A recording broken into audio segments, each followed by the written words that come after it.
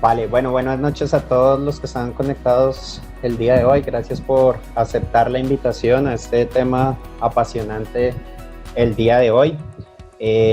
Gracias a la Sociedad Colombiana de Cardiología y al capítulo de Falla Cardíaca por el espacio que nos dan el día de hoy para este evento. Y pues este es un evento que contamos con el apoyo de Pfizer, por lo cual pues también les queremos agradecer. Para mí es un gran honor compartir esta noche este evento con la doctora Saldarriaga. La doctora Saldarriaga pues creo que no necesita presentación, pero pues es internista, cardióloga, especialista en insuficiencia cardíaca, es la líder del grupo de insuficiencia cardíaca de la Clínica Cardioid de Medellín, profesora de la Pontificia Universidad Bolivariana y profesora de la Universidad de Antioquia. Hoy vamos a discutir un tema muy bonito. Vamos a hablar sobre insuficiencia cardíaca y diabetes mellitus, si realmente es una combinación explosiva. Sin más preámbulo, pues los dejo con la doctora Saldarriaga y espero que disfruten este rato ameno. Hola Eric, buenas noches. Gracias por acompañarnos en esta nueva versión.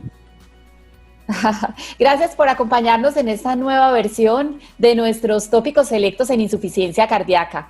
Para empezar, yo tengo que decir que el título fue idea de Eric, esto de la combinación frecuente y mortal, bastante dramático, pero yo sé que los vamos a convencer que realmente son dos enfermedades que cuando se asocian, ¿sí? Son dos enfermedades que cuando se asocian es una combinación explosiva, como tú lo dices, Eric. Bueno, estos son mis conflictos de interés para comenzar. Desafortunadamente el estar, tú ya sabes con quién que sugirió algo para el título parecido. Sí, correcto. Vale, doctora, yo quisiera empezar esta charla mirando o haciéndole una pregunta a usted y que ustedes en sus casas también traten de responderla. ¿Ustedes más o menos cuántos diabéticos creen que podemos ver en nuestra práctica diaria? Sí, Eric, yo creo que esa es una pregunta clave, porque si uno empieza a hacer algunas cuentas, entenderá la importancia de desarrollar este tema. Y mira, Eric, no solamente los diabéticos son muy frecuentes en mi consulta de insuficiencia cardíaca, sino que a veces pensamos que son iguales a todos los pacientes que vemos con insuficiencia cardíaca. Sin embargo, a mí se me parecen mucho a este cuadro que se llama El Jardín de las Delicias, un cuadro muy famoso que está en el Museo del Prado, que si tú lo miras con detenimiento te vas a dar cuenta que hay una cantidad de detalles que prácticamente podríamos quedarnos toda una tarde mirando todo lo que nos quiere decir el autor en este cuadro. Y así son los diabéticos, son la suma de una cantidad de factores que tenemos que tener en cuenta a la hora de tratar la insuficiencia cardíaca. Bueno, cuando uno ve datos de diabetes, de insuficiencia cardíaca, pues tenemos mucha literatura internacional, pero pues en Colombia, ¿qué sabemos? ¿Qué tenemos en Colombia, Doc? Bueno, afortunadamente tenemos estos datos que son los datos del registro Recolfaca, el registro de insuficiencia cardíaca que tenemos en nuestro país, en el cual hemos contado con más de 40 centros de todo el país. Tenemos centros en el Amazonas, en La Guajira, en las ciudades principales, donde hemos podido tomar una imagen de cuál es el perfil de los pacientes que tenemos con insuficiencia cardíaca en nuestro país. Y mira, Eric, cómo nosotros encontramos que 1 de cada 4 pacientes con insuficiencia cardíaca en nuestras instituciones del país es diabético. Entonces esto nos resalta la importancia de entender bien la relación entre estas dos enfermedades. Y bueno, salta a la vista que estos pacientes no solo son diabéticos, además tienen una frecuencia importante de comorbilidades como la hipertensión, la enfermedad renal, que son otras 2 enfermedades que con frecuencia se asocian con la diabetes. Miren entonces que estos datos del Recolfaca nos muestran que de estos pacientes diabéticos, 3 de cada 4 se había hospitalizado previamente por insuficiencia cardíaca y la estancia promedio de esos pacientes en las instituciones de salud es 11 días. Yo creo que estos números son bastante preocupantes y nos habla de la importancia de poder reducir las hospitalizaciones en esta población de pacientes.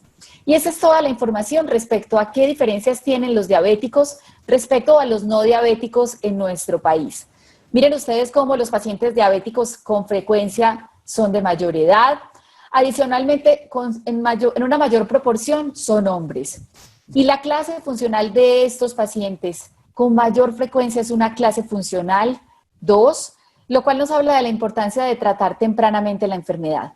Respecto al tipo de insuficiencia cardíaca que tienen nuestros pacientes diabéticos, la insuficiencia cardíaca con función reducida definitivamente es la principal etiología de estos pacientes y encontramos adicionalmente que el uso de tratamientos para la insuficiencia cardíaca en pacientes con y sin diabetes fue similar en la mayoría de los casos, exceptuando los betabloqueadores que se utilizaron con mayor frecuencia en la población de pacientes diabéticos.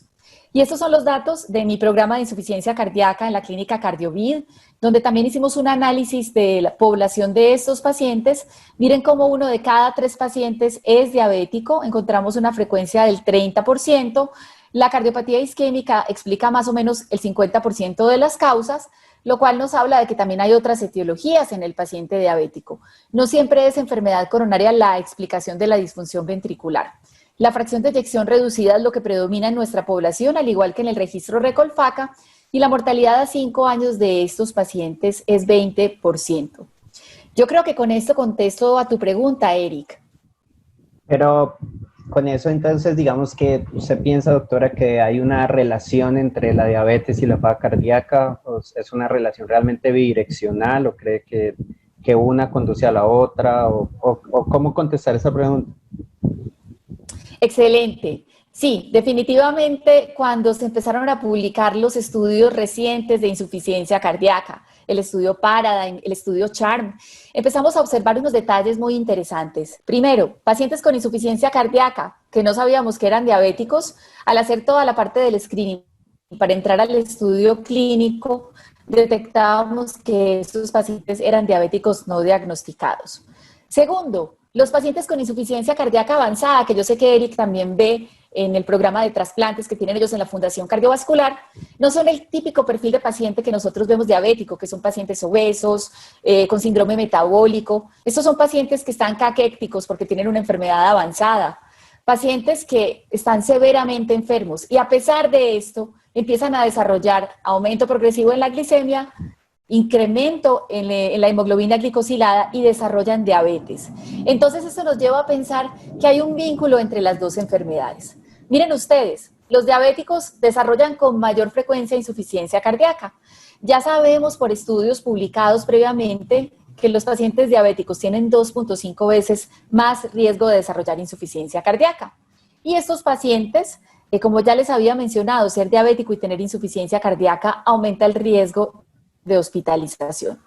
Pero si miramos esto en función de la hemoglobina glicosilada, miren ustedes cómo en la medida que la hemoglobina glicosilada se incrementa 1%, se aumenta la probabilidad de desarrollar insuficiencia cardíaca.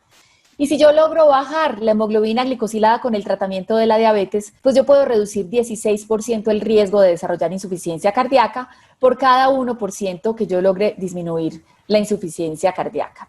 Adicionalmente, gracias a este estudio que es de la colaboración TIMI, donde se tomaron datos del estudio DECLARE, se logró demostrar que hay unos factores de riesgo en esa población de pacientes diabéticos que nos van a permitir detectar quién va a desarrollar insuficiencia cardíaca. Miren ustedes, estos son detalles que a veces pasan por alto en la consulta de cardiología cuando nos centramos mucho en el corazón. Pero miren ustedes cómo algunos detalles como la albuminuria de estos pacientes. Un paciente que tiene más de 300 miligramos de albuminuria es un paciente que tiene 2 puntos de riesgo para desarrollar insuficiencia cardíaca. Y como yo les voy a mostrar, en la medida en que este score de riesgo empieza a tener de 2 puntos hacia arriba, se aumenta la probabilidad de que los pacientes desarrollen insuficiencia cardíaca. Tener una tasa de filtración glomerular por debajo de 60 da 1 punto de riesgo para desarrollar insuficiencia cardíaca en los pacientes diabéticos. Y comorbilidades como la enfermedad coronaria y la fibrilación auricular o menores grados de albuminuria aumentan también la probabilidad. Y si ese paciente alguna vez consultó por insuficiencia cardíaca al hospital, llámese insuficiencia cardíaca preservada o reducida, miren ustedes cómo este es otro de los factores que aumenta la probabilidad. Este estudio entonces tiene una cohorte de derivación y una de validación donde quiero mostrarles a ustedes cómo en pacientes que tienen más de 4 puntos de este score de riesgo que yo les mostré, el riesgo de que estos pacientes desarrollen insuficiencia cardíaca es de 56 en 1000 pacientes. Miren ustedes que solamente con tener albuminuria y tener el antecedente de haber consultado alguna vez por síntomas de insuficiencia cardíaca, ya pone a este paciente en riesgo de desarrollar la enfermedad. Entonces, una reflexión interesante es recordar que el compromiso renal es otro marcador de riesgo en los diabéticos de desarrollar insuficiencia cardíaca. Y bueno, yo les mostré que el 50% de los pacientes de Recolfaca tenían la asociación de enfermedad coronaria. Les mostré también que en nuestro programa de CardioVid teníamos casi la mitad de los pacientes que tenían insuficiencia cardíaca por causas diferentes a la enfermedad coronaria. Y este es un tema que ahora está en el centro de la discusión y del estudio, porque ya sabemos que a partir de la diabetes yo puedo desarrollar insuficiencia cardíaca sin necesidad de tener enfermedad coronaria y presentar un infarto. Por mucho tiempo se ha hablado de este término que es la cardiopatía diabética y es el desarrollo de disfunción ventricular en pacientes que no tienen hipertensión o diabetes o pueden tenerla, pero no en un grado suficiente para explicar la disfunción ventricular. Miren entonces cómo la resistencia a la insulina y la hiperglicemia van a hacer que estos pacientes desarrollen dos fenotipos de cardiopatía diabética. Antes siempre habíamos pensado que el paciente primero hacía una cardiopatía restrictiva, primero hacía falla cardíaca con función preservada y posteriormente se dilataba, pero ya sabemos que son dos fenotipos que pueden ser independientes. Esto quiere decir, yo puedo evolucionar a tener cardiopatía restrictiva a partir de la diabetes o puedo pasar directamente al fenotipo de cardiopatía dilatada. Y aquí vamos a tener unos fenómenos que van a ser claves y son los cambios metabólicos que induce la diabetes en el corazón, la glucotoxicidad y la lipotoxicidad. Esto va a generar estrés oxidativo, fenómenos de apoptosis y necrosis y por esta razón los pacientes van a desarrollar insuficiencia cardíaca.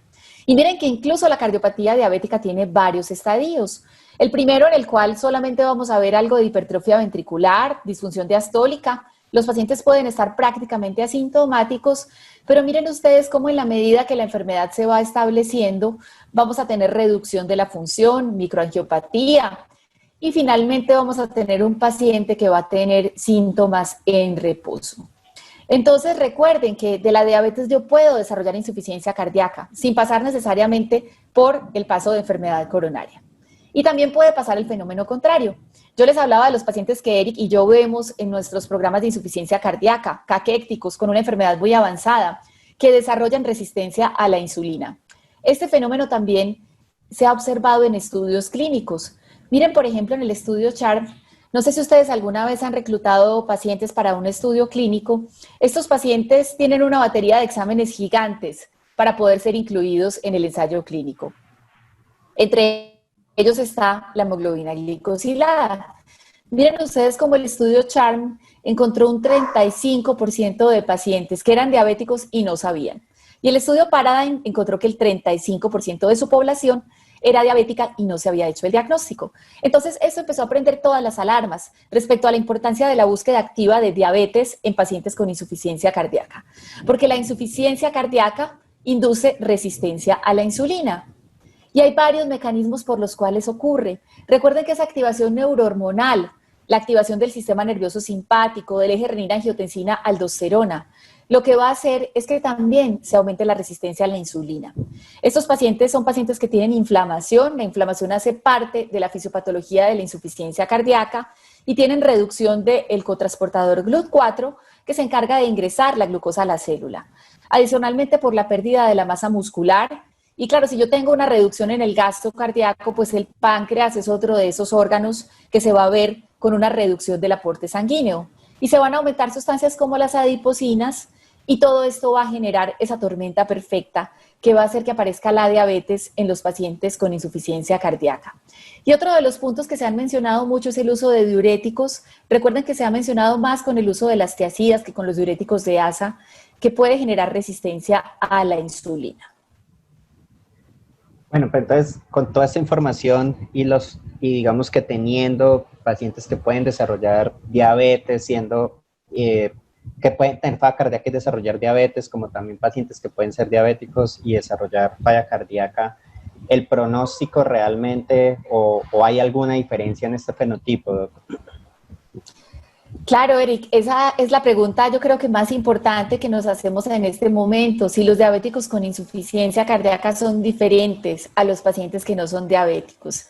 Y para hablar de esta información, yo les había mencionado ya que estos pacientes se hospitalizan más, pero también sabemos que se mueren más. En esa publicación de Nasir y colaboradores que se publicó en el 2012, miren ustedes cómo se observa que la mortalidad de los pacientes diabéticos con insuficiencia cardíaca es muchísimo mayor que de aquellos pacientes que no son diabéticos. Y esto es importante a la hora de considerar por qué algunos grupos terapéuticos tienen un impacto fundamental en cambiar el pronóstico de estos pacientes. Y esos son los datos también de nosotros en CardioVid. Estos son nuestros pacientes diabéticos del programa de insuficiencia cardíaca. El tamaño de muestra nuestro no nos permitió encontrar diferencias significativas en mortalidad, como les mostré en la gráfica previa, pero sí una tendencia a que estos pacientes empiezan a morirse más que los pacientes no diabéticos y sobre todo después de 2 años de ingresar al programa de insuficiencia cardíaca. ¿Qué es diferente también en los pacientes diabéticos? El riesgo de desarrollar algunas complicaciones asociadas al tratamiento, por ejemplo, la hipercalemia. Recuerden que la enfermedad renal va de la mano de la diabetes y la combinación de estas dos enfermedades va a hacer que los pacientes tengan mayor riesgo de desarrollar hipercalemia. Estos datos son del estudio énfasis. Recuerden que es el estudio que se hizo con eplerenone en pacientes clase funcional 2. Y miren ustedes cómo ser diabético, al igual que tener más de 75 años, ser hipertenso, ser de raza negra o tener un uso concomitante de diuréticos y de antiarrítmicos, y entre más baja la fracción de eyección, mayor el riesgo de que los pacientes desarrollen hipercalemia. Y ustedes se preguntarán si realmente este riesgo supera los beneficios. Y la respuesta es no. Miren este subanálisis también del énfasis, donde yo les separo los pacientes que estaban en riesgo de desarrollar hipercalemia. Y miren cómo independiente de que ese paciente diabético tuviera riesgo de desarrollar hipercalemia, el uso de la terapia disminuye la mortalidad, las hospitalizaciones y el riesgo de morirse súbitamente. Entonces el mensaje aquí es, los diabéticos se mueren más, se hospitalizan más, desarrollan más complicaciones y por eso es importante vigilarlos, ser más estrictos en el protocolo de seguimiento del potasio y de la creatinina en estos pacientes. Porque recuerden que la enfermedad renal es ese otro matrimonio que siempre está de la mano de la diabetes. Y a la hora de tratar la insuficiencia cardíaca tenemos que tener en cuenta algunas consideraciones especiales con el tratamiento farmacológico. Ese es el cuadro que resume qué hacer con ese paciente diabético o no diabético que tiene enfermedad renal. Miren que tenemos que considerar hacer algunos ajustes en la terapia farmacológica. Si el paciente depura menos de 30, el grupo farmacológico que está contraindicado en estos pacientes son los antagonistas de la aldosterona. Pero para el resto de los fármacos, por ejemplo, para los IECAs, para los bloqueadores del receptor de angiotensina, lo que se recomienda es no usar, por ejemplo, perindopril en pacientes que tienen esta función renal limítrofe, utilizar la mitad de la dosis cuando vamos a empezar el tratamiento con captopril o enalapril. Respecto a los bloqueadores del receptor de angiotensina, recuerden que si van a utilizar valsartán, no debería ser el fármaco ideal en pacientes que depuran menos de 10. Respecto a los ARNIs, a la hora de empezar sacubitril valsartán, empezar con la menor dosis recomendada. Y respecto a los betabloqueadores, no hay que hacer ajustes excepto por bisoprolol, que en pacientes que depuran entre 15 y 30, la recomendación es empezar la mitad de la dosis. Pero bueno, entonces, según esto, pues con los datos que ya tenemos de todos los estudios, de los pacientes que podemos hacer eso, ¿tú nos recomiendas que empecemos a detectar tempranamente insuficiencia cardíaca en los pacientes diabéticos o que en los pacientes con insuficiencia cardíaca les empecemos a buscar diabetes? Sí, Eric, yo creo que las dos cosas. Creo que hay que buscarle a los pacientes con insuficiencia cardíaca activamente la diabetes para que no nos pase como al Charm y al Paradigm, que se llevaron la sorpresa que 1 de cada 3 era diabético y no sabía. Pero también creo que el índice de sospecha de la insuficiencia cardíaca en los pacientes diabéticos debería ser mayor de lo que hacemos. Les voy a mostrar 2 aproximaciones. Una es la aproximación desde los biomarcadores y la segunda es la aproximación desde el punto de vista de la ecocardiografía. Este estudio me encanta, es el estudio Pontiac, se hizo en el Reino Unido y se incluyó un grupo de pacientes diabéticos que se seguían en un programa de riesgo cardiovascular. A esos pacientes los asignaron a una intervención que era medir los péptidos natriuréticos. En ese estudio se hizo NT-proBNP. Si el NT-proBNP estaba elevado, a esos pacientes se les hacía una eco y se empezaba un uso intensivo de tratamientos como los IECA-LOSARA, los beta bloqueadores, y empezaban a ser seguidos por un grupo de cardiólogos. Versus el otro grupo en el cual simplemente se hizo la intervención usual, esto quiere decir el paciente va al programa de riesgo cardiovascular y se maneja como un paciente normal. Y quiero mostrarles a ustedes en la línea azul el grupo de pacientes en los cuales se logró detectar que había una elevación de péptidos natriuréticos y se empezó un tratamiento intensivo y una vigilancia estricta. Y miren ustedes cómo este grupo de pacientes tuvo una menor frecuencia de eventos, específicamente hospitalizaciones y muerte por insuficiencia cardíaca, lo cual nos habla de la importancia de pensar en esos pacientes, que hay una manera de detectar desde el punto de vista bioquímico que hay insuficiencia cardíaca y que no la hemos diagnosticado.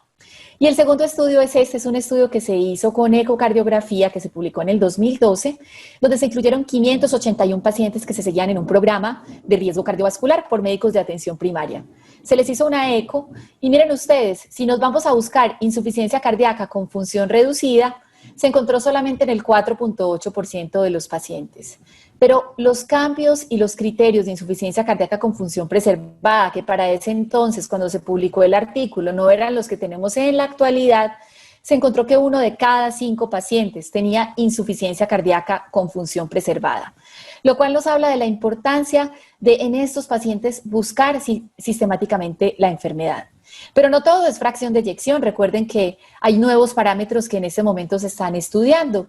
Los más importantes son los parámetros de deformación de estos pacientes, el strain, la presencia de insuficiencia mitral funcional en pacientes diabéticos, la masa ventricular, el remodelado del ventrículo izquierdo, incluso la presencia de grasa pericárdica. Son algunos marcadores tempranos de la aparición de insuficiencia cardíaca en los pacientes diabéticos.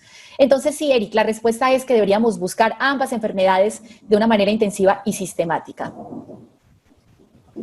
Bueno, y si ya las buscamos, si ya las diagnosticamos, doctora Clara, ¿usted cree que es diferente tratar a un paciente diabético con insuficiencia cardíaca o es diferente tratar a un paciente con insuficiencia cardíaca no diabético? ¿Cree que hay alguna diferencia en la terapia farmacológica? Bueno, los diabéticos son el subgrupo preferido de todos los ensayos clínicos que ustedes quieran evaluar. Siempre hay una publicación aparte de los datos de los diabéticos. Pues realmente recuerden que los análisis de subgrupos solo generan teorías, pero yo les voy a mostrar unas teorías muy interesantes que nos han enseñado estos análisis. Realmente las guías de insuficiencia cardíaca no nos dan una recomendación específica para los diabéticos. Las recomendaciones son en general para todos los pacientes con insuficiencia cardíaca, pero sí quiero mostrarles que algunos fármacos como los diuréticos, específicamente las tiazidas, tienen un efecto de incrementar modestamente la hemoglobina glicosilada. Por esta razón, siempre la premisa debería ser, si el paciente no necesita el diurético, retírelo o trate de mantenerlo con la mínima dosis que necesita para mantenerse euvolémico. Y si el paciente no tiene edemas, lo ideal debería ser suspenderlo. Si nos vamos a la digoxina, una droga que todavía se utiliza mucho entre nosotros, a pesar de que cada vez la evidencia nos muestra que su papel cada vez está más relegado como para opciones para pacientes que no responden a todas las estrategias. Y bueno, con toda la salvedad de que existen algunos estudios recientes que muestran que aumenta el riesgo de morirse súbitamente cuando se inician los pacientes. Sabemos que los pacientes diabéticos son un subgrupo que con mayor frecuencia tiene toxicidad por digoxina. Y la explicación es por la concomitancia de enfermedad renal. Respecto a los IECAs, son medicamentos que han mostrado tener mayor beneficio en pacientes diabéticos. Y nuevamente la explicación es por su efecto en la función renal, por ser nefroprotectores, por disminuir la albuminuria en estos pacientes. Y siempre se han observado mejores resultados con dosis altas. Esta es una razón para que siempre recordemos que hay que titular la terapia farmacológica en estos pacientes. Los betabloqueadores han mostrado beneficiar a los diabéticos. Sin embargo, parece existir una diferencia entre los selectivos y los no selectivos.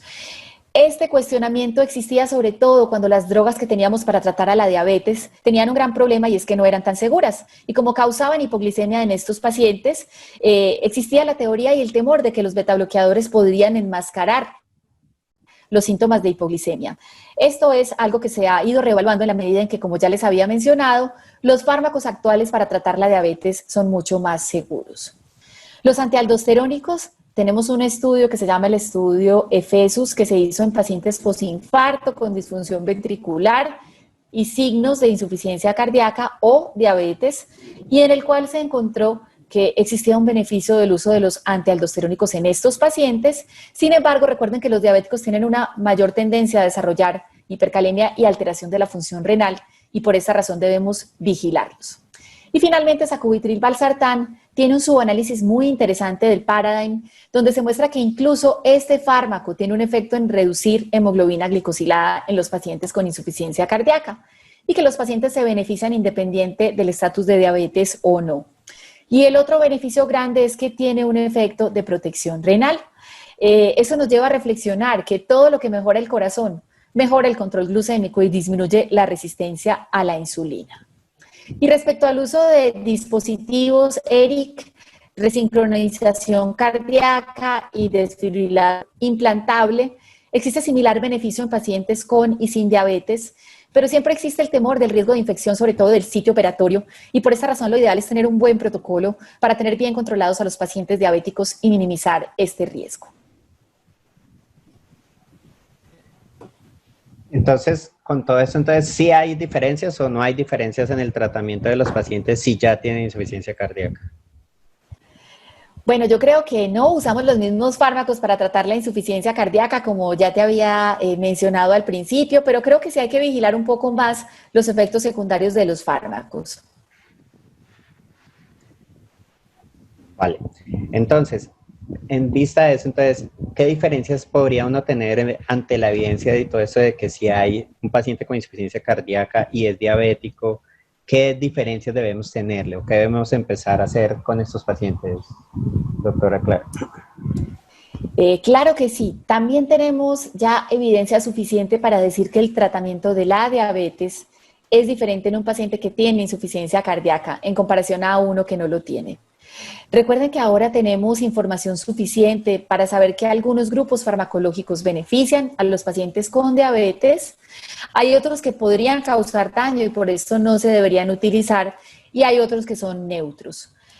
Respecto a esas guías que se publicaron este año, en el 2020, pero que se lanzaron en el 2019 en el Congreso Europeo de Cardiología, resumen para ustedes cuáles deberían ser esos fármacos ideales para tratar a los pacientes diabéticos que tienen insuficiencia cardíaca. La recomendación 1A está para los inhibidores del cotransportador de sodio glucosa tipo 2, como pueden ver empagliflozina, canagliflozina y dapagliflozina, porque estos tres medicamentos han mostrado una reducción en el riesgo de hospitalizaciones por insuficiencia cardíaca en pacientes diabéticos. Y ahora también tenemos evidencia con ertugliflozina, que les voy a mostrar el estudio que se publicó recientemente, el estudio Vertix. Respecto a la metformina, recomendación 2A, es un fármaco que también es seguro en los pacientes con insuficiencia cardíaca. Recuerden que no debería utilizarse en pacientes que tienen depuración por debajo de 30 mililitros minuto. Respecto a los GLP-1, la recomendación es 2B porque estos fármacos tienen un efecto neutro desde el punto de vista de los desenlaces como hospitalizaciones por insuficiencia cardíaca. Y cuando ya empezamos a bajar un poquito en las recomendaciones, recuerden que los DPP-4, como sitagliptina y linagliptina, nuevamente tienen un efecto neutro en hospitalizaciones y podrían considerarse para el tratamiento de estos pacientes, aunque como ya les mostré, la recomendación 1A está para los ISGLT2. Pero con los DPP-4 es importante recordar que el efecto de estos fármacos no es de clase y con drogas como saxagliptina se ha mostrado un incremento en el riesgo de hospitalizaciones por insuficiencia cardíaca y por esta razón no se debería utilizar. Y el otro fármaco al que quiero referirme, que es recomendación clase 3, no se debería utilizar, son las tiazolidinedionas, pioglitazona y rosiglitazona, porque los estudios han mostrado que se aumentan con el riesgo de que estos pacientes desarrollen insuficiencia cardíaca.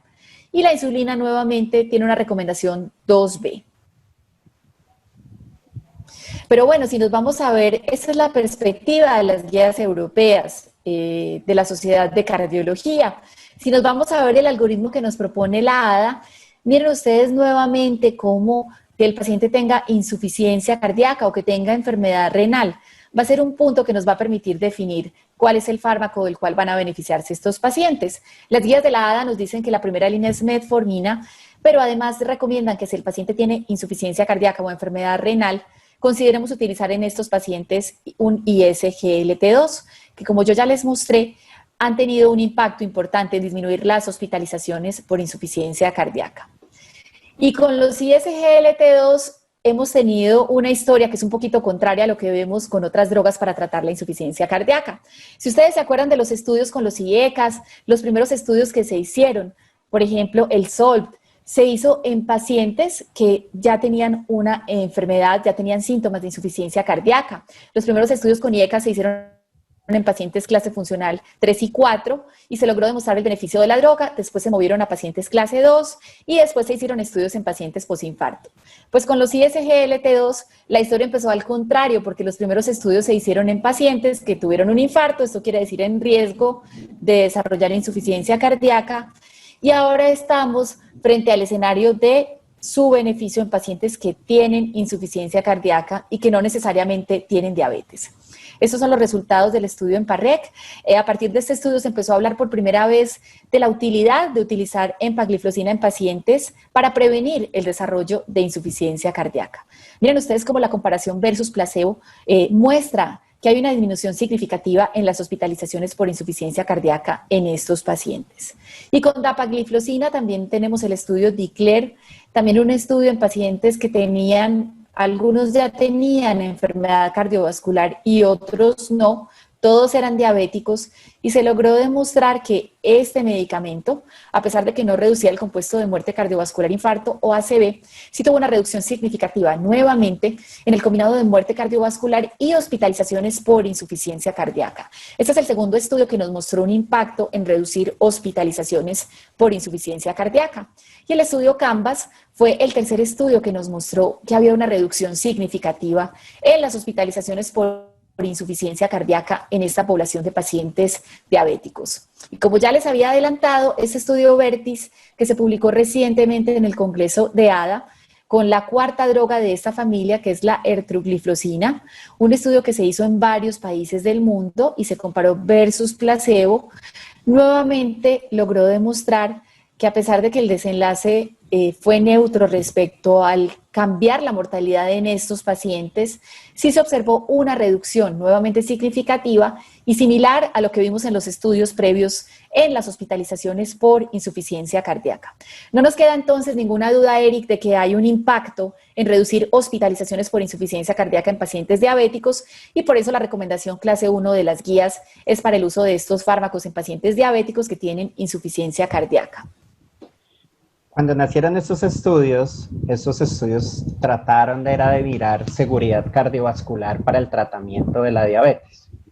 Y cuando salieron los reportes, nos dimos cuenta que eran medicamentos que probablemente eran cardiovasculares para tratar la diabetes. Y nos dimos cuenta que existía serendipia. Entonces, ¿usted cree que realmente esto fue algo que no se estaba buscando o realmente son medicamentos que realmente sí son cardiovasculares para tratar la diabetes y sus efectos los debemos utilizar todo el tiempo? Bueno, la serendipia ha sido una palabra favorita por muchos de los estudios últimos que hemos visto acerca de tratar la insuficiencia cardíaca. Yo puedo decirte que hay muchas teorías respecto a cuál es el beneficio que tienen estos fármacos desde el punto de vista de la fisiopatología de la insuficiencia cardíaca. Algunas de ellas están relacionadas con los cambios del metabolismo de la célula miocárdica, donde esta célula miocárdica de un paciente que tiene insuficiencia cardíaca que utiliza un tipo de energía que es muy costoso, va a empezar a utilizar un sustrato energético diferente que van a ser los cuerpos cetónicos, que desde el punto de vista energético van a ser mucho más eficientes y van a mejorar la función celular. Además está la teoría del intercambiador sodio-hidrógeno, que es otra de las que en el momento parece ser el protagonista de explicar cómo estos fármacos mejoran la insuficiencia cardíaca. y todo lo que está relacionado con vasodilatación, aumentar el sodio y el agua, todos los efectos a nivel renal. Entonces, yo creo que hay parte y parte, Eric. Yo creo que hay parte de un racional serio desde el punto de vista fisiopatológico, pero también definitivamente la serendipia ha sido importante. Pero no solamente tenemos estas teorías, ya sabemos también por la publicación de estudios como este, que es el estudio EMPA-HART, que se ha demostrado una reducción en la masa ventricular de los pacientes con insuficiencia cardíaca que reciben empagliflozina. Y este detalle es muy importante porque si ustedes miran todos los estudios de insuficiencia cardíaca que han mostrado reducir la mortalidad, se acompañan de desenlaces ecocardiográficos en los cuales se observa remodelado reverso. Si ustedes revisan los estudios con los IECAS, sacubitril valsartán, van a encontrar que todos tienen la evidencia donde se muestra que el paciente hace remodelado reverso, además de mejorar los desenlaces clínicamente relevantes. Y si tú te acuerdas, por ejemplo, Eric, del estudio Victoria, que se publicó también este año con vericiguat, un estimulante de la guanilato ciclasa soluble, que mostró reducir hospitalizaciones, pero no mortalidad como desenlace individual, recientemente publicaron sus resultados ecocardiográficos del subgrupo de eco del Victoria, y curiosamente, y esto apoya lo que yo les estoy diciendo, este fármaco que no mostró cambiar la mortalidad, tampoco mostró inducir remodelado reverso. Entonces yo creo que hay una relación importante entre hacer remodelado reverso y cambiar desenlaces clínicos. Y claro, inevitablemente tenemos que hablar de este estudio que es el estudio DAPA-HF, un estudio que se publicó el año pasado, en el cual ya se utilizaron los SGLT2, no para tratar la diabetes, sino para tratar pacientes con insuficiencia cardíaca. En este estudio que se utilizó dapagliflozina 10 miligramos en pacientes que tenían la terapia estándar, uso de todos los medicamentos recomendados en la actualidad por las guías, se comparó el efecto de este medicamento versus placebo. Esa es la distribución del estado glicémico de los pacientes del DAPA-HF. Miren ustedes cómo solo el 41.8% eran diabéticos, pero había un 18% que eran normoglicémicos y un 36% de pacientes que tenían prediabetes. Y esto es importante mostrarlos porque les voy a presentar el análisis dependiente del estado glicémico de los pacientes. Este estudio, nuevamente, donde es un estudio de insuficiencia cardíaca, como ya les había adelantado, mostró que la dapagliflozina lograba reducir el desenlace compuesto de hospitalizaciones por insuficiencia cardíaca, muerte de causas cardiovasculares o visitas al servicio de urgencias. Y además se observó que estos desenlaces de manera individual también eran afectados por el tratamiento de una manera positiva. Esta es la reducción de la muerte cardiovascular o el empeoramiento de la insuficiencia cardíaca, una reducción relativa del 26%. Y nuevamente el empeoramiento de la insuficiencia cardíaca se logró reducir en un 30%. Y aquí está el análisis de pacientes con y sin diabetes. Y miren ustedes que independiente de que el paciente fuera normoglicémico o tuviera alteraciones de la glicemia, se observó un beneficio a favor de dapagliflozina, donde nuevamente se plantea que es una droga para tratar la insuficiencia cardíaca. Estos son los desenlaces en calidad de vida que también se publicaron, donde se observa cómo mejora la calidad de vida en los pacientes que reciben el tratamiento. Y tendremos muchísima más información porque vienen más estudios. Ese es el estudio de LIVER, nuevamente con dapagliflozina, buscando los cambios en la caminata de 6 minutos. El estudio de Determine Preserved en pacientes con insuficiencia cardíaca con función preservada. Y en las próximas 2 semanas vamos a conocer los resultados del estudio EMPEROR que se hizo con empagliflozina. Ya hay una comunicación preliminar donde se informa que el estudio fue positivo. Se observó una reducción en los desenlaces que el estudio estaba buscando, que eran muerte y hospitalizaciones por insuficiencia cardíaca. Y eso es lo que viene además con empagliflozina. Están los estudios EMPERIAL Preserve y EMPERIAL Reduce, donde se están estudiando estas 2 poblaciones diferentes de insuficiencia cardíaca, buscando mirar el impacto en calidad de vida de estos pacientes. Y no se pierdan entonces la publicación de los resultados del estudio EMPEROR, porque en este estudio se incluyeron pacientes que tenían una función renal peor que la que tenían los pacientes del estudio DAPA, se incluyeron hasta 20, y adicionalmente se hizo una diferenciación por estratos según la fracción de eyección del paciente y el valor de los péptidos natriuréticos. Entonces va a ser una población muy interesante donde vamos a tener un espectro completo y vamos a conocer los detalles de este efecto que también parece ser de clase en mejoría de la insuficiencia cardíaca en pacientes con y sin diabetes. Este es una gráfica muy importante del doctor Berma y del doctor Brownwell, donde se plantea que a partir de esta publicación de estos estudios, los ISGLT2 podrían empezar a estar en la base de la pirámide del tratamiento de la insuficiencia cardíaca. Yo estoy segura que los pacientes con diabetes van a ser primera línea. Probablemente los que no tienen diabetes, primero el paciente deba pasar por el paso de los ARNI o los IECAS o los ARAS, el antialdosterónico y el beta bloqueador, pero definitivamente son tratamientos que vienen para quedarse en los pacientes con insuficiencia cardíaca. Digamos que después de esta charla, digamos, majestuosa y muy clara, doctora Clara, ¿qué podemos entonces concluir si realmente es una combinación mortal? Primero que todo, ¿la diabetes es una combinación mortal con la falla cardíaca? Sí, Eric, totalmente. Por eso, a pesar de que te estaba ahí haciendo bullying con el título, estoy totalmente de acuerdo contigo. Es la mejor manera de expresar la relación que existe entre estas dos enfermedades, porque hay una relación bidireccional. Y como ya les mostré, no solamente estos pacientes tienen mayor riesgo de estar enfermos de otras cosas como la enfermedad renal, sino también de presentar efectos adversos como la hipercalemia. Les mostramos que las guías recomiendan el mismo tratamiento para la insuficiencia cardíaca para pacientes con y sin diabetes, pero cuando tenemos un diabético que tiene insuficiencia cardíaca, sí hay un diferencial respecto a cuáles son esos fármacos que deberíamos utilizar para tratar la diabetes. Bueno, doctora Clara, creo que con esto pues es una majestuosa charla donde creo que todo el grupo nos hacemos y nos puede complementar. Entonces, pues primero agradecerle y pues vamos a pasar aquí de pronto algunas preguntas que nos quiere hacer el auditorio virtual. Una de las preguntas que me llama la atención es, alguien pregunta que si todos los medicamentos como los ILXT2 tienen un mecanismo de acción igual, todos son inhibidores del cotransportador, ¿realmente hay un efecto de clase o cada molécula podría ser diferente para el tratamiento de la insuficiencia cardíaca? Bueno, respecto a esa pregunta, si hablamos de disminuir hospitalizaciones por insuficiencia cardíaca, yo puedo decirles que todos los estudios han sido consistentes, incluso el estudio Vertix, que fue el último que se publicó. Respecto a reducir muerte cardiovascular en pacientes diabéticos que no tienen insuficiencia cardíaca, ahí sí existen algunas diferencias, pero como desenlace, reducción de hospitalizaciones por insuficiencia cardíaca, sí.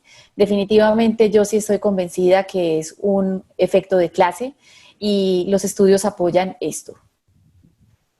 Yo le agregaría a esa pregunta que, pues, dado que el efecto de los ILXT2 en falla cardíaca nos ayuda mucho, sobre todo el efecto diurético, el efecto de ahorro de energía miocárdica, pues yo creo que por ese lado es una de las cosas que más nos ayuda como en congestión y en mejoría de falla cardíaca, y pues yo creo que por eso todas las moléculas nos van a mostrar unos desenlaces a nivel de hospitalizaciones, en reducción de congestión. No lo sé tanto en mortalidad y en los otros desenlaces cardiovasculares, porque pues si vemos, hay unos estudios en los que el porcentaje ha sido mayor, entonces pues por ese lado pienso que dependiendo lo que uno busque, sí pueden ser moléculas que tienen un efecto similar, pero de pronto en otros desenlaces sí pueden ser moléculas diferentes.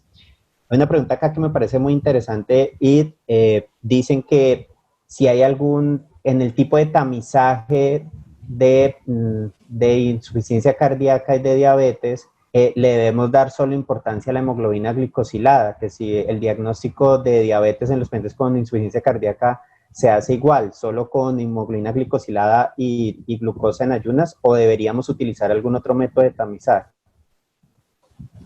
Yo creo que para nosotros que somos cardiólogos y en general para las personas que nos escuchan esta noche, que pueden estar trabajando en un nivel de atención básico de medicina interna, mi consejo sería que utilizaran esa herramienta para hacer el tamizaje en estos pacientes de la presencia de diabetes. De acuerdo. Y complementan esa pregunta, doctora, que si nosotros deberíamos buscar prediabetes. Bueno, esa pregunta también es muy buena porque, y la respuesta también es sí. También es sí, porque recuerden que si es un paciente prediabético, joven, que tiene menos de 60 años, pues está la indicación del uso de metformina en estos pacientes para prevenir la aparición de diabetes. Sí, ahí de pronto complementar, yo les agregaría un poquito y es que todos estos medicamentos, y me hago de pronto un poquito el tratamiento, son para tratamiento de diabetes. Todavía no tenemos nosotros evidencia de uso de este tipo de medicamentos de cotransportadores y eso para prediabetes. Digamos que la evidencia actual, si uno tiene un paciente con falla cardíaca y prediabetes y lo quiere tratar o lo debe tratar, por el momento solo tenemos la metformina, ninguno de los otros medicamentos, o pues no tiene una indicación clara como tal. Bueno, eh, pues hay varias preguntas, sobre todo felicitaciones para el grupo. Y hablan de que si en el estudio Victoria hay algún efecto diferente en los pacientes diabéticos o no diabéticos con el uso del verosiguato. Bueno, apenas están empezando a publicarlo su análisis del Victoria. En la publicación inicial que se hizo en New England había unos subgrupos preespecificados de pacientes y estamos todavía en la parte de explorar todos los subgrupos y hacer las publicaciones completas. Hasta el momento, en lo que se presentó en el estudio original, no parece haber una diferencia respecto al beneficio, pero como ya les decía, próximamente se va a publicar en completo el análisis del subgrupo de los diabéticos. De acuerdo. Dicen que si hay alguna indicación para retirar los ILGCT2 en el tratamiento de la falla cardíaca. Supongo que hace Bueno, énfasis nos de faltó pronto como hacer... a la función renal o algo así, supongo que es la punta, porque dice Sí, que si hay alguna indicación para sí. retirarlos. Correcto.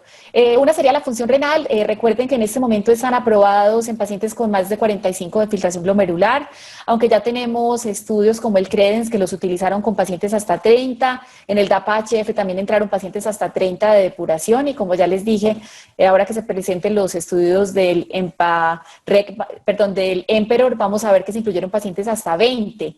De todas maneras, hay una recomendación, es en pacientes que ingresan descompensados al hospital. Lo que se recomienda es suspender transitoriamente este medicamento mientras se logra compensar al paciente, básicamente por las oscilaciones y los cambios que podemos tener en la función renal asociados a la descompensación de la insuficiencia cardíaca. Esa pregunta llega desde Perú y me parece buenísima. Dice que la mayoría de los medicamentos que utilizamos para falla cardíaca tienen un efecto hipotensor, que los ILGT2 también tienen un efecto hipotensor, los ARNI tienen un efecto hipotensor y pues obviamente los beta bloqueadores van sumados al tratamiento. Entonces, que nosotros como expertos en falla cardíaca, ¿qué les recomendaríamos a ellos para el pilar del tratamiento de la falla cardíaca, dado que pueden ser medicamentos hipotensores? ¿Cuál sería la combinación ideal? Ponen unos ejemplos, dicen por ejemplo ARNI con un ISLT2 y un beta bloqueador, o un IECA con ILXT2 y un beta bloqueador. ¿Qué le sugeriríamos nosotros, doctora Clara? Bueno, saludos a todas las personas que nos acompañan esta noche desde Perú y desde otros países diferentes a Colombia. Realmente el efecto de disminución de la presión arterial de los ISGLT2 es modesto. Sabemos que la disminución es de 3 milímetros de mercurio, porque claro, esta era otra de las explicaciones que se dieron cuando se publicaron los primeros estudios, como el EMPARREC y el DICLER, que los beneficios que tenían los pacientes diabéticos se explicaban por los cambios de la presión arterial y realmente no. Como ya les decía, la disminución en la presión arterial en estos pacientes es modesta. Todo lo que yo les voy a decir sí es recomendación de expertos, porque recuerden que el porcentaje de pacientes del estudio de DAPA-HF que tomaba sacubitril/valsartán está cercano al 14% de la población. Entonces no tenemos un grupo suficientemente grande que nos permita decir de una manera concluyente qué hacer. Sí sabemos que en estos pacientes hay que disminuir la dosis de diuréticos, hay que tratar de minimizar el uso de otros fármacos que no benefician a la insuficiencia cardíaca y que pueden causar hipotensión. Y la recomendación sería siempre empezar con la menor dosis de sacubitril/valsartán. Con dapagliflozina solo hay una dosis que es 10 miligramos y de esta manera el paciente tendría el beneficio del uso de los dos fármacos de manera concomitante. Yo le sumo a eso para contestarle la pregunta del doctor de Perú. En mi experiencia con el uso de estos medicamentos, lo que he tratado de hacer es que los pacientes estén lo menos congestivos posible, que estén lo más eubolémicos que se pueda, lo mejor hidratados, porque pues obvio, si tú tienes un paciente deshidratado, muy congestivo, en el que le has puesto mucho diurético para tratarlo, llevarlo a un estado más de eubolemia, pues lo vas a hipotensar mucho más fácil. Entonces, de pronto, utilizar todas las terapias de anticongestivas primero para sacarlo de los cuadros agudos y ya cuando tengas el paciente más compensado, poder empezar la terapia. Y yo creo que como lo mostró la doctora Clara, en la base, yo creo que la base de la terapia va a ser utilizar un ARNI, utilizar un ILXT2 y un beta bloqueador para este tipo de pacientes. Creo que esta pregunta va muy hacia ti. Dice, ¿hay alguna diferencia entre tratar mujeres con insuficiencia cardíaca diabéticas o hay diferencias en tratarlas si fueran hombres? ¿Hay diferencias de género para tratar insuficiencia cardíaca y diabetes? Sí, claro, así como yo les mostré las diferencias que hay en los pacientes diabéticos, las mujeres también tienen diferencias muy interesantes respecto al uso de los fármacos de insuficiencia cardíaca. Las mujeres también tenemos una mayor frecuencia y mayor riesgo de desarrollar disfunción renal, hipercalemia. Por esta razón hay que vigilar de una manera más estricta estos efectos adversos. También nos intoxicamos más fácil con la digoxina y es otro de los mensajes claves que tenemos que tener en cuenta. Y respecto al uso de dispositivos, recuerden que las mujeres somos súper respondedoras a la terapia de resincronización cardíaca en comparación a los hombres, porque tenemos una mayor frecuencia de causas de insuficiencia cardíaca diferentes a la enfermedad isquémica.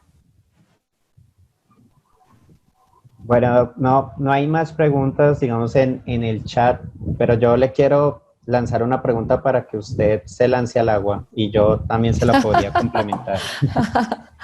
Ante la evidencia, ¿usted empezaría a utilizar ya ILXT2 en pacientes no diabéticos con falla cardíaca? Bueno, mira, esa pregunta tiene dos respuestas, la políticamente correcta y la políticamente incorrecta. La políticamente correcta es que en este momento no están aprobados en el país para su uso y la políticamente incorrecta es que en una enfermedad con una mortalidad tan importante como la insuficiencia cardíaca y nosotros que vemos pacientes con casos severos y a veces enfermedad avanzada, donde uno ve que se le empiezan a acabar las herramientas para tratarlos, yo pensaría darle el beneficio al paciente de tratarlo con estas moléculas que pueden cambiar el pronóstico del paciente. Estos pacientes, como tú sabes, y sobre todo cuando tienen enfermedad avanzada, no van a vivir muchísimo tiempo y a veces el tiempo que se va a demorar en que tengamos la aprobación, pues empieza a jugar en contra de ellos. Yo creo que ahora que se publiquen los resultados con empagliflozina vamos a tener cada vez más razones y más evidencia para utilizarlo en esta población. Entonces, como te digo, esas son mis dos respuestas, la políticamente correcta y la respuesta de la vida real. Yo creo que todos estamos encaminados a eso, ¿no? Yo creo que todos estamos esperando una aprobación para poderlos utilizar en población no diabética por los beneficios que ya hablábamos de. Hay una pregunta que dice que si hay alguna evidencia del uso de eso. Vale, te repito la pregunta. Dice que si hay alguna evidencia del uso del IST2 en pacientes de población ancianos, por lo que tienden a ser más hipotensos. Sí, claro, también hay subanálisis por edad en estos pacientes y realmente también hay un beneficio de su uso. Nuevamente, como ya mencionamos, con los pacientes ancianos es importante tomarle al paciente la presión en el consultorio, tomarle la presión de pies, minimizar el uso de fármacos como los diuréticos si no son necesarios y vigilarlos de una manera más estrecha. Yo creo que ese sería el consejo más grande para utilizarlo en esta población. Bueno, pues realmente creo que fue un espacio muy ameno para, creo que el título, a pesar de que era dramático y no te gustaba mucho, igual esto lo pudimos desglosar bastante y realmente pues muchísimas gracias, doctora Clara, por su excelente charla, por siempre darnos conceptos muy claros. Con esto pues terminamos el evento de esta noche. Esperamos que haya sido de su agrado para todos los asistentes pues estaremos pendientes de nuevas charlas. Tú nos tenías una gran invitación con la que querías cerrar el evento, doctora Clara, la escuchamos. Sí, claro, Eric. Bueno, también darte las gracias porque de verdad que fue muy agradable conversar contigo esta noche acerca de este tema. Quiero invitarlos a que estén atentos porque próximamente el capítulo de insuficiencia cardíaca va a lanzar nuestro curso Diabetes e Insuficiencia Cardíaca, revelando los secretos de una asociación peligrosa. Es un curso que va a ser del agrado de todos ustedes y que va a estar dirigido a los profesionales de la salud. Y la segunda invitación es para que por favor nos sigan nuestra cuenta de Twitter y de Instagram del capítulo de Falla Cardíaca de la Sociedad Colombiana de Cardiología. Ahí pueden encontrar nuestras redes, @Falla Cardíaca. Ahí van a encontrar información novedosa sobre insuficiencia cardíaca y además la promoción de todos nuestros eventos. Muchas gracias por acompañarnos en esta noche y hasta las próximas tópicos selectos en insuficiencia cardíaca. Muchas gracias, doctora Clara. Buenas noches y muchas gracias a todos los asistentes y que estén muy bien. Hasta luego, Eric. Feliz noche. Chao, doctora. La pasé muy bien. Muchas gracias. Hasta luego. Igualmente. Que estén muy bien. Hasta pronto.